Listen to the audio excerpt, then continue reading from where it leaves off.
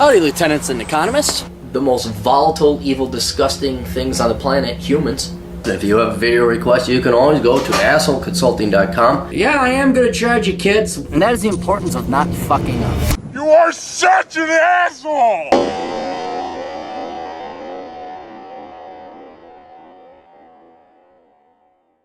Asshole Consulting, what's up, kids? Banging it all out. Hey, Captain, hope all is well. I wish I picked up your Reconnaissance Man book years ago, but alas, I just finished it today, as the ideas in it coincide with the trip I've been planning to make in early to mid-2019. Outstanding. Just saved you a ton of money on gas, doing a little bit of pre-planning that way. Time and money are not big issues. The minimum trip length is 2 months, but I have no problem extending it to 5 months as necessary. I have included the backstory because it's irrelevant to my plan and answers questions you may have. But feel free to edit it out for the video response and skip to the 2 paragraphs mark question. I don't have time to read things twice. I really don't. And then the prices go up. I'm looking forward to a quote. The backstory is I quit my engineering job 4 years ago and saved up enough to thrive as a part-time Uber Lyft driver and part-time swing trader in stock and options. This lifestyle also enables me to travel 2 to 3 months a year to various states and international destinations for pleasure. When I graduated from college years ago, my parents started a savings fund for me to put a down payment on a house for me on the West Coast where I currently live. No. California? No. Washington State? Maybe. Bits of Oregon? Maybe. But I'm just going to assume you're in California, you do not buy on the West Coast. Because you do not own your property.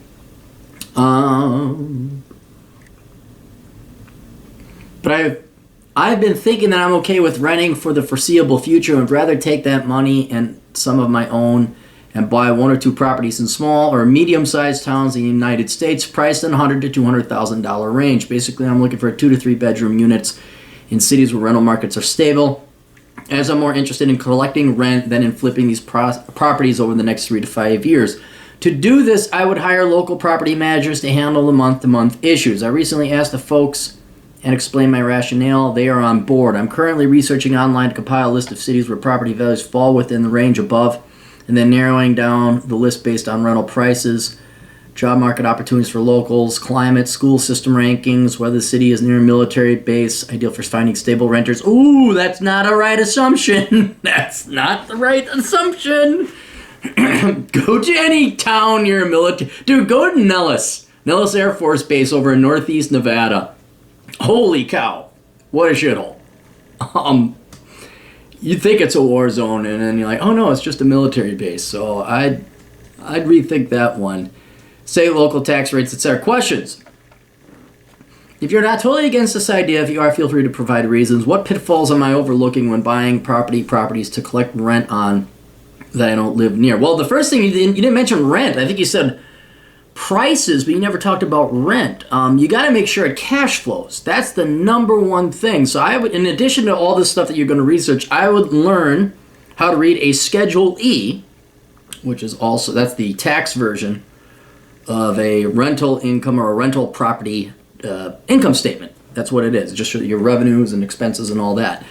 I would also, Rich Dad, Poor Dad would not be a bad book to read about that, but I would, immediately after you're done here, start downloading videos or tutorials or YouTube videos, whatever, on rental property management, and just learning about all the different things you got to look out for, because it is an entire topic unto itself. I mean, class, you could take an entire class in it and do a good job of it, but you're going to have to do some education, and you're going down the right logic, locals, climate, school.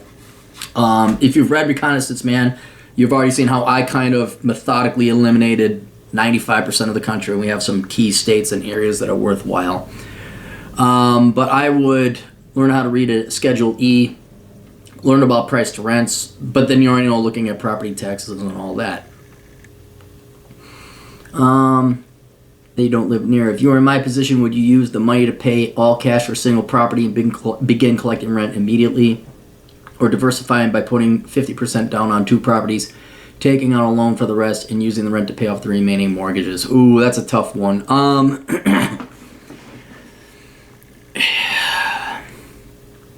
I would buy half of one. buy one property. Let's start with one and put 50% down, okay? I don't want you blowing all your money in one general market and then finding out that you really suck at property management or there's something that you really don't like about property management. And with that one property, I'll even maybe make it the lesser of the ones. I mean, if you have the choice between a really nice property and kind of an ad property, I mean, let your math and your numbers determine where you buy. But you're going to make mistakes with everything. It's kind of like having a motorcycle. You're going to crash it, which I didn't, by the way. An old lady bumped into one of mine, though. God, did that piss me off. Get a property, just one. That's okay if you keep it or you sell it. Want to be in good shape and everything. And ideally with somebody that you trust and know. Like your brother, if you could trust and know them, or your folks, although they're over on the West Coast. That may not happen where you're doing all your reconnaissance and trying to find the right property in the right state. But ideally, you'd have somebody that you know and can trust that could keep an eye on it for you and inform you when it's going to be belly up, or when it needs repairs or something like that. I would not get two, because that just doubles your work.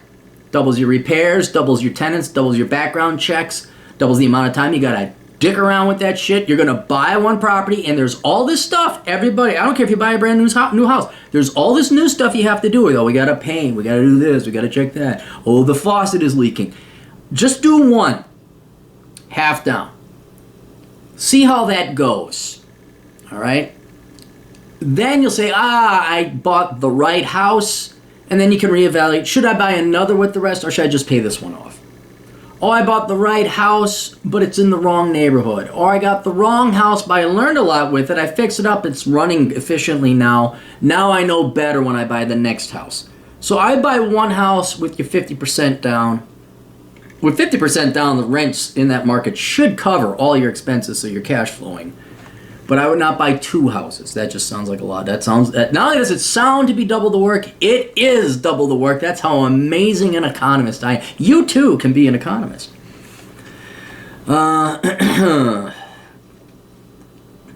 Is there more value in buying a move-in ready home or paying less for a home and spending more time in these cities finding local contractors to fix the place up? No, buy a move-in ready home. Because unless you're going to do it yourself, if you have some carpentry skills, which I do, but they're not that great, but I can do some minor stuff. Contractors, especially in today's hot housing market, are unreliable. Don't show the fuck up on time. They're not even guaranteed to do the job right. You want to find a home that's move-in ready. In today's market, I would. If it was like the housing crisis and we're in the recession and contractors were offing themselves because they couldn't afford to pay the sled for their sled and their snowmobile loan and their McMansion loan and their Dodge double wide, double Hemi diesel truck, and their wife went and banged the welder or whatever, then they were desperate and they'd show up on time. So things were so bad. How bad were they? Things were so bad in the housing crisis. Contractors showed up on time and sober. And they did the job. No, you do not want to rely on contractors. The less people, the less working pieces, the better this is going to be. If you can find something move-in ready, I'd do it. Because you're going to be losing time on rent. You have to pay these kind. They're not going to do it right. I just avoid contractors. In your opinion, what are the top 3 things to look for as a property buyer who is more concerned with finding stable renters than worrying about whether property values will rise in the next few years? I would get to the exurbs of any major city. You do not want to be in the metro. You don't want to be within the circuit. You don't want to be where things are becoming gentrified. Depending on the metro you're in, some of them have these supra-regional, like it includes the 4 municipality area. In the Twin Cities, you want to be out of the county. You don't want to be in a county where there's a major metropolitan liberal shithole. Your property tax is just going to... You don't want to invest in communist HOAs. That's what it is. You have to look at cities as HOAs. Now, are they communist or are they capitalist? If they're communist, they want free this and bike lanes and this. We have raise awareness programs and we're going to give away scholarships. Like, excuse me, how about roads? Roads and maybe the schools. Minneapolis is a perfect example of this. They weren't even repairing the roads. They started doing special assessments on houses when there was road repairs done. It was like, what are we paying property taxes for? And you look at the Minneapolis city budget, it's leftist touchy-feely shit. That's what it is. I would also look and no state income taxes. The third thing I look at is crime. Crime. You want to be away from crime. So it's those exurbs, and the reason I like the exurbs is because there's a little bit of room for appreciation there, although housing prices are pretty high. People want to get out of the city. I think the future, demographically speaking, is the cities are just going to become unlivable. I'm still surprised people in LA and San Francisco and San Jose suffer those commutes. I'm surprised Seattleites do it, but it's dumb people who do that. The smart people get their asses out to Texas. They go buy a nice little spread of land. They do not waste 2 hours of their day, precious finite time being wasted sitting in commutes and traffic. So that's those top 3 things I'd be looking for. But there's any other thing can happen too. You get one bad tenant, you got to do background checks. So this is a risk that you're taking. I, in all honesty, would wait until you've done your reconnaissance, find out where you want to live, and then you buy a house there that can be a rental property where you want to live. Like after you finally conclude this is where I'd like to live, I'd save your money for that. So I don't know, squirrel your money away in some kind of fund, earn a fixed percentage rate, as long as it beats inflation. And I would do your adventuring. I'd go on your trips. I'd extend it to 5 months if you have to. And then when you find out the place you want to live, that's where I buy the house, because you're going to live there. And when you live in your house, then you know if shit goes wrong, like, a flooded basement, which I had to worry about, or, the water main bursting, which I figured out. If I wasn't there, and tenants aren't going to tell you, they're not going to tell you shit. You got to go and fix that shit. And then all of a sudden, oh, hey, now we got a sinkhole, and your foundation collapsed, and that's not covered in insurance. I would almost insist that you be there. Do not inconvenience your traveling and worrying, because they're going to be on the phone. Tenants are so stupid, dude. You read Reconnaissance Man? Now read Curse of the High IQ and find out just what a high percentage of people are dipshit fucking morons. So just gonna cause you all sorts. I remember one time, girl wanted me. Thankfully, I lived in this building. Also, I get a knock at my door. I'm like, yeah. She's like, my lights are out. And I'm like, I turn on my light. I'm like, well, it's not the fuse didn't blow. And she points it like, that one's not working. I said, did it go out? She's like, well, maybe. And I just put in a new bulb. And I'm like, really? Really? And, that was 15 years ago. Could you imagine the millennials and Gen Zers today that you're going to rent to? Oh, cool. So I would make sure you live there. That's what I would do. The second goal of this trip is to visit as many national parks as possible. One of my side quests in life is to visit all the national parks in America, not just the parks that folks traditionally think of, but all 400 plus listed on the NPS Gov site. So far, I'm at 150 completed in the past 3 years, with almost all those located west of Texas. I'm guessing you've been to many and had a few questions about the parks in the middle of America or along the East Coast. Questions: which national parks west of Texas would you spend more than 3 days at? All right, let's pull it up.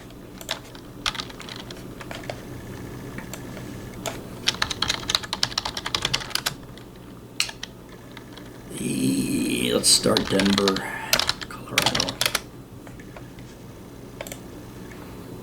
I would not spend more than 3 days at Rocky Mountain National Park. I'm not that impressed with it. It's all right. You can hike Rocky Mountain, Hallett's Peak. I recommend Hallett's Peak. It's not a national park, but I would definitely recommend spending 2 days in the Bighorns by Buffalo and Sheridan, Wyoming.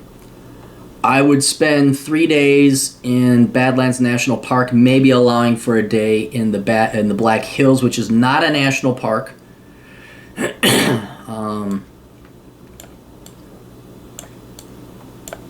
Bighorns.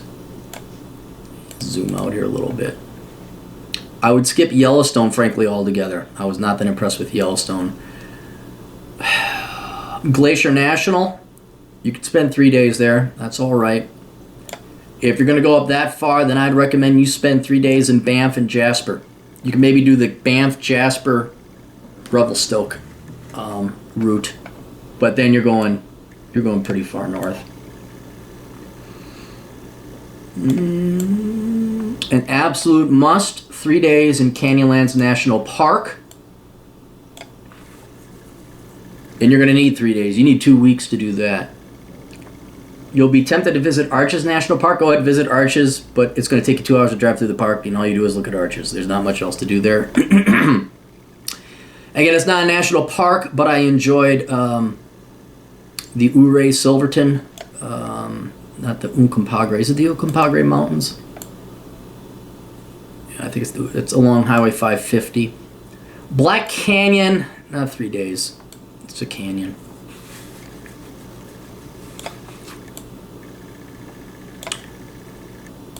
Grand Canyon National Park, 3 days.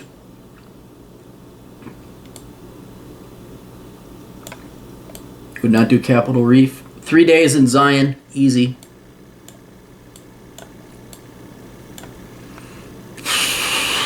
Dinosaur National Monument, you could do 3 days there. That's one of the more obscure ones, but one of the more pretty ones.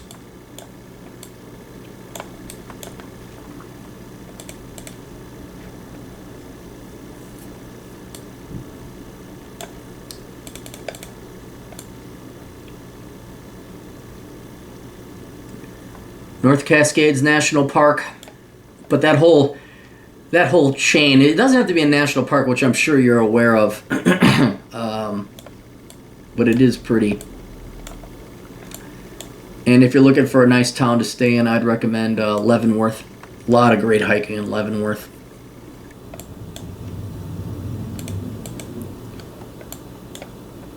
I wouldn't bother with Mount Hood.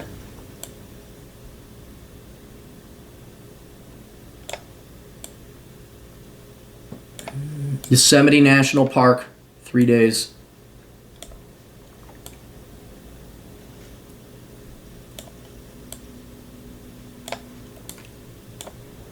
Yeah, that's it.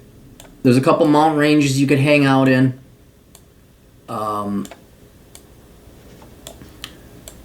Like the north part of Yellowstone National Park, that's fun. Red Lodge and all that, that's worth hanging out in.